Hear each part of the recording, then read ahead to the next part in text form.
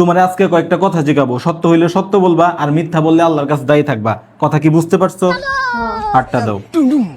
তোমার আমার মাঝে যখনই কোনো ঝামেলা হয় সাথে সাথেই তুমি সেটা তোমার মা বোন আর বান্ধবীদের যায় বলো। কথা কি ঠিক না ঠিক? ঠিক। রাগ করলা?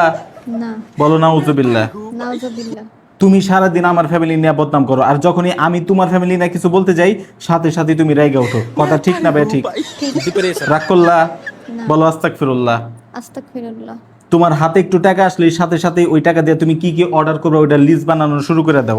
কথা ঠিক না ঠিক? ঠিক। রাগ করলা? না। তোমার আলমারিতে অহরহ কাপড় থাকা সত্ত্বেও তুমি দিন রাত কাপড়ের লাইভ দেখো আর সেগুলোর স্ক্রিনশট নিয়ে ফোনে রেখে দাও। কথা ঠিক না ঠিক? ঠিক। রাগ করলা? না। বাসায় এত ভালো খাবার থাকা সত্ত্বেও তোমার বাইরের মামার হাতের ফুচকা খাইতে ইচ্ছা করে। কথা ঠিক না ঠিক? ঠিক। রাগ করলা? না। প্রতিদিন সকালে আমি জামাই হয়ে ঘুম থেকে আগে উঠি আর তুমি 10টা পর্যন্ত নাক ডাইকা ঘুম পাইরে দেরি করে রান্না করো, ফলে আমার মাথাটা গরম হয়ে যায়। কথা ঠিক না ঠিক? ঠিক। রাগ করলা? না। এইসব আর কখনো করবা? না। এখন তোমার মন বলতেছে আজকের পর থেকে তুমি এইসব বাদ দিয়ে একদম ভালো মানুষ হয়ে যাবা। কথা ঠিক না ঠিক? ঠিক। রাগ করলা?